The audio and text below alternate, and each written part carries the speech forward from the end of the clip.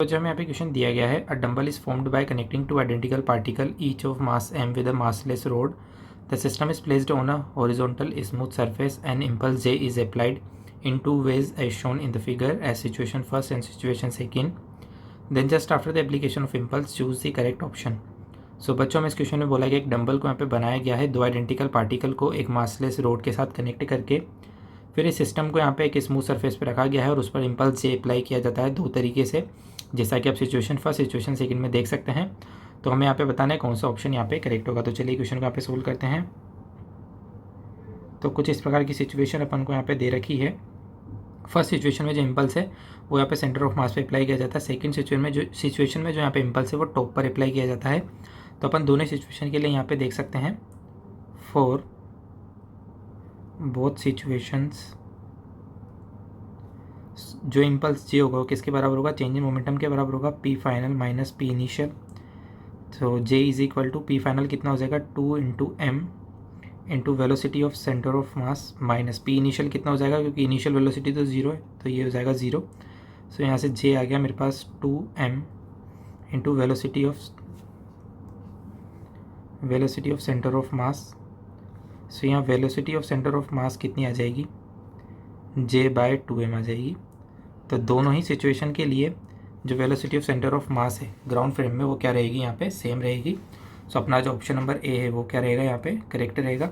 अब चलिए अपन बाकी ऑप्शन चेक करते हैं। तो यदि मैं यहाँ पे बी वाले ऑप्शन की बात करूँ तो बी वाले ऑप्शन में बोला गया है kinetic energy of dumbbell with respect to centre of mass frame in situation first and situation second are same. तो आप यदि यहाँ पे देखेंगे तो जो पहली सिचुएशन है इसके अंदर तो यहाँ पे कोई ओमेगा नहीं होगा। फर्स्ट सिचुएशन में ओमेगा तो क्या होगा 0 होगा, यानी कि इसके पास सिर्फ ट्रांसलेशन काइनेटिक एनर्जी होगी, यदि होगी तो ठीक है। और सेकेंड वाली जो सिचुएशन है इसके अंदर इसमें कुछ ना कुछ यहाँ पे ओमेगा होगा, है ना, किसी डायरेक्शन में मूव करेगी और यहाँ पे कुछ ना कुछ ओमेगा होगा, ठीक है। फर्स्ट सिचुएशन के लिए मैं यहाँ पे बात करूँ तो इसके हर पॉइंट की वेलोसिटी क्या है, यहाँ पे सेम है, v1 is equal to v2 is equal to velocity of centre of mass, ये तीनों क्या है यहाँ पे बराबर है।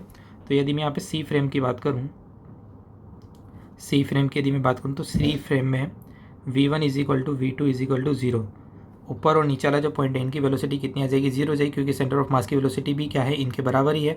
तो सी फ्रेम में इनकी वेलोसिटी 0 हो जाएगी। सो इसकी जो काइनेटिक एनर्जी होगी, ठीक है, रोटेशनल वाली तो 0 ही है क्योंकि ओमेगा नहीं है, ठीक है, साथ ही में इनकी ट्रांसलेशन वाली भी क्या है 0 है, तो इसकी काइनेटिक एनर्जी क्या हो जाएगी 0 हो जाएगी फर्स्ट सिचुएशन में। और यदि मैं यहाँ पे बात करूँ kinetic energy in second situation, so देखिए यहाँ पे कुछ ना कुछ ओमेगा आएगा, तो इसके जैसे कुछ ना कुछ यहाँ पे काइनेटिक एनर्जी आएगी, तो सेकंड सिचुएशन में ये 0 तो नहीं होगी, ठीक है ना।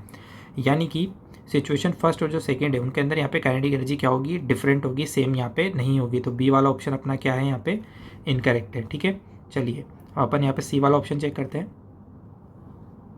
तो देखिए यदि मैं सी वाले ऑप्शन की यहाँ पे बात करूँ तो सी में क्या बोला गया है, angular momentum of dumbbell with respect to centre of mass frame in situation first and second are different. तो देखिए फर्स्ट सिचुएशन की बात करें तो यहाँ पे तो ओमेगा 0 ही है, और सेकंड सिचुएशन की बात करें तो यहाँ पे कुछ ना कुछ ओमेगा है, यानी कि दोनों के लिए जो एंगुलर मोमेंटम है उसकी वैल्यू यहाँ पे क्या आएगी, डिफरेंट आएगी। जो सी वाला ऑप्शन है वो भी क्या आएगा मेरा यहाँ पे करेक्ट आएगा। अब चलिए अपन यहाँ पे डी वाले ऑप्शन की बात करते हैं।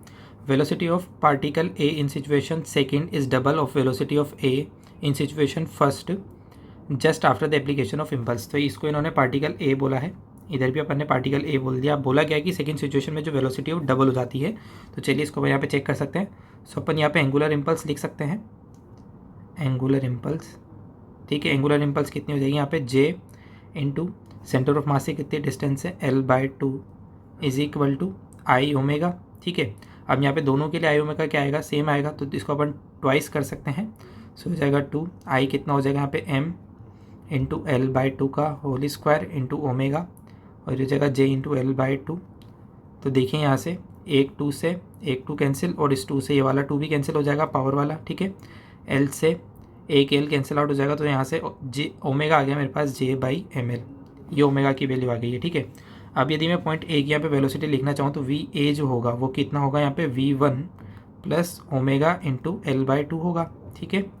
सो v1 की यदि मैं यहाँ पे बात करूँ तो v1 क्या है यहाँ पे, सॉरी v1 नहीं आएगा, यहाँ पे कितना आएगा vc आएगा, velocity of centre of mass plus omega into L/2, ठीक है ना। va इसको अपन बोल देते हैं, ठीक है। तो va यदि मैं लिखना चाहूँ तो किसके बराबर होगी, velocity of centre of mass plus omega into L/2। तो सेंटर ऑफ मास की वेलोसिटी तो अपन को पता ही है कितनी है, j/2m प्लस ओमेगा, ओमेगा भी अपन ने कैलकुलेट कर लिया, यहाँ पे पुट कर देते हैं j/ml into L by two. तो देखिए एल से एल कैंसिल आउट हो गया, तो ये कितना आ गया, twice of J by two M आ गई है, जो कि जो फर्स्ट सिचुएशन में वेलोसिटी थी उसका क्या है यहाँ पे डबल है, क्योंकि फर्स्ट सिचुएशन में कितनी थी, जे बाय टू एम थी, अब कितनी आ गई है, twice of J by two M आ गई है। तो फर्स्ट वाली सिचुएशन का कितना आ गया यहाँ पे, डबल आ गया, यानी कि डी वाला ऑप्शन भी आपका क्या होगा यहाँ पे करेक्ट होगा। तो इस क्वेश्चन के अंदर आपके ऑप्शन नंबर जो यहाँ पे ए और डी है वो क्या हो जाएंगे, करेक्ट हो जाएंगे। Thank you.